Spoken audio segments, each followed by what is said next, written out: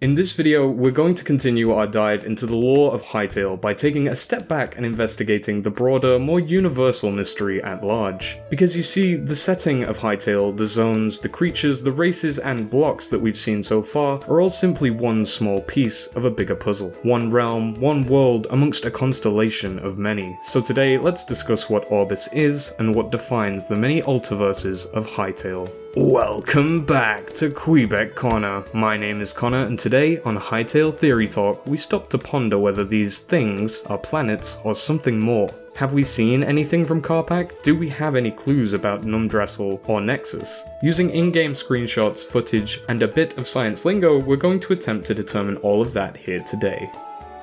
For those of you out of the loop, the concept art for Alterverses was one of the very first images we received way back in the early days of the Hytale website. The image showed us the planet that we'll be playing on during adventure mode, Orbis, and 4 others, or at least that's what the majority of us thought. I mean, planets would be an obvious conclusion, right? Spherical shape, floating in space, they all look a bit different. I mean, heck, some even have their own suns, but perhaps there's something else going on here. Let's take a closer look.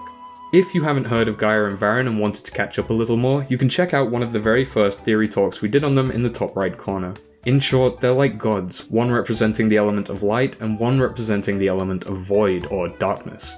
Guess which one's which? While Gaia seemingly was present long ago, she is now in a deep slumber and Varen is dominating the world at large, that world being the zones that join together to form the main landmass of Orbis. Orbis is the homeland of the Kweebecs, Trorcs, and all other races that Gaia supposedly created. While some may suggest that the zones we've seen could be from those other planets, we have to remember that the devs did say that Alterverses was something they wouldn't be working on right away, something for the future. It would be unlikely for them to tease features that are that far off in anything more than concept art right now, but we can find some clues when looking to architecture and colour palettes. For a long while now, people have made the connection between Gaia and Numdressel. Clearly, the main Gaian structures found around Orbis look similar to the towering pillars of this planet, and the going theory is that Numdressel could in fact be Gaia's homeland and the place where the light element originated. We know Gaia isn't too active at the time of playing, and that's reflected in the fact that Numdressel has this huge engulfing shadow, one that none of the other planets have, thanks to the Reddit user Hytale Source for pointing this out almost a year ago.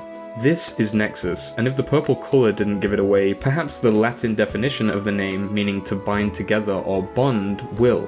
Alluding to the fact that this is where Varen, or at least the void element, originated from, the word's meaning is also descriptive of what the void is doing to Orbis, literally fusing with the zones and land, bonding together. The fact that there's this sort of underlayer patchy blueness to the planet also suggests that maybe Nexus itself may have originally been a pure planet now lost to darkness. I'd love to spotlight a great video here by Rasputin called The Colour of Corruption, where he goes into depth on the history of purple and its representation of evil in gaming. You should definitely check it out after this video.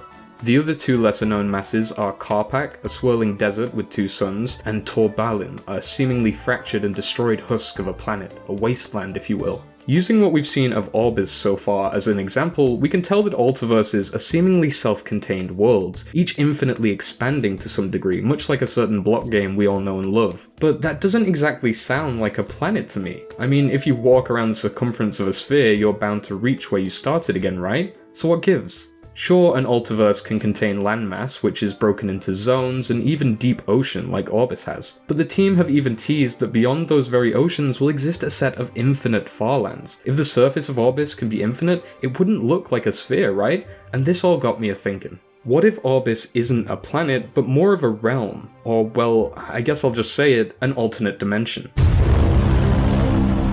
I mean, the clues in the name, Alterverses, alternate universes, I mean, there has to be some connection there, right? Unless they were going for a really cool fantasy name, something tells me that these locations aren't necessarily planets in some weird ringed solar system. In fact, this isn't even a solar system at all. A solar system, by its very definition, requires a star at the center. You know, so it can be solar. And yes, we do actually see stars or moons in the concept art, but they're unique to each planet, not shared, as if they're only visible from those particular planets, or the planets themselves are like light years apart. But they're not. They're all connected.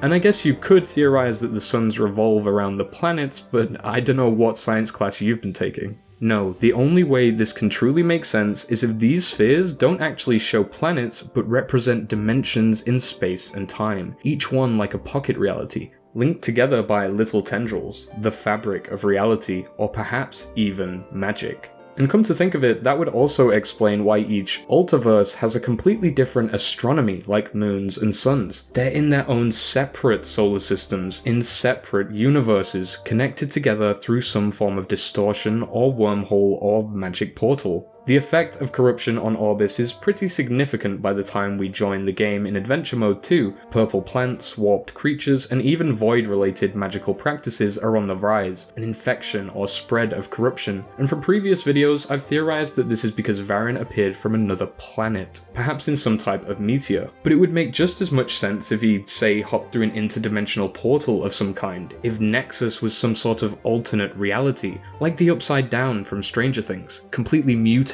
and warped, but with the ability to cross over and slowly start infecting other universes. And I guess, although we can't say for certain that these aren't planets, all of this evidence kinda points pretty significantly to a more dimensional connection, much more akin to the realms in World of Warcraft or the Nether and Overworld of Minecraft.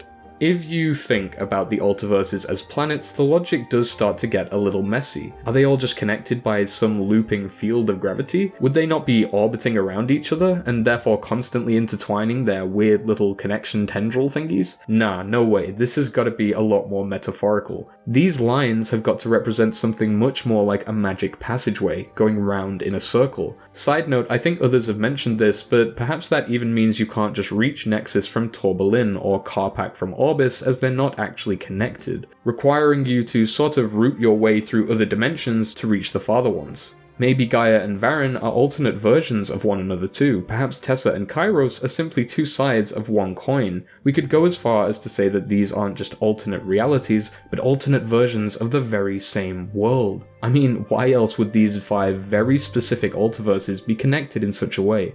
Surely there's more than 5 Alterverses, right? Maybe, maybe not. Think about this. What if there is only one Alterverse, but the connection is that this is a life cycle, the same realm at different points in time? We've seen talks of memory mirrors, so time travel could definitely be a thing. Looking at it like a cycle, you start with Numdrassil, a point where Gaia and her people ruled, then the time of humans and Kweebecs, then Varen's ultimate corruption of the planet, followed by it turning to a desert wasteland and eventually crumbling into dust. However, I will say this life cycle thing is probably the most far-flung and least likely of my theories so far. But if I'm honest, it's all just really fun to think about in my opinion, and hopefully you agree. Let me know what you think in the comments. What are the Alterverses and why are they connected? With Varen planned to be more of a background antagonist, a distant threat for the launch of Hytale, it's likely that we won't get to see the truth about these Alterverses for potentially years to come, but hopefully now you have a bit more insight, and maybe we've rustled a few feathers at the Hytale office as we guess and grasp at straws in anticipation for this epic game.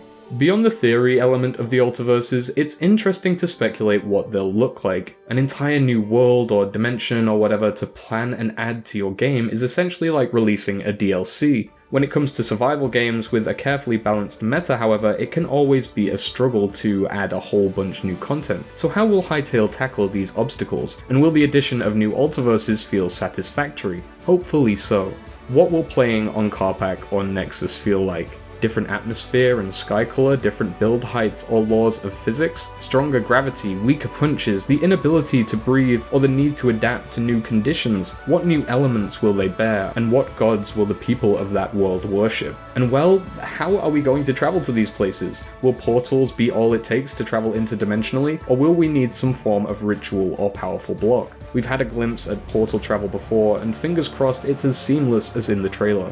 Maybe if the Alterverses really are planets, then we could potentially see space travel at one point. However, that's a lot more sci-fi than I feel the team wants to go. As usual, it all remains to be seen. Until now, because I want to see them. I want to see what an Alterverse looks like right now, and that's where you guys come in. We do love some good Hytale fan art on this channel, so in the spirit of things, it's time for another Hytale art competition. I'm giving away a $20 Steam gift card to 3 creative subscribers who tweet their fan art to @Kweebec Corner on Twitter with the hashtag HytaleArtComp. To win, you have to create an image of what you think one of the 4 Alterverses will look like in Hytale. Your image of either Karpak, Numdrassil, Torbalin, or Nexus. It can be a painting, hand-drawn, a model, a build inside Minecraft, a descriptive poem if you want. anything. All creative visions are considered, and winners will be announced 2 weeks from today. All winners and runners-up will also receive a special rank on the Kweebec Corner Discord server, which hosts thousands of Hytale enthusiasts such as yourself.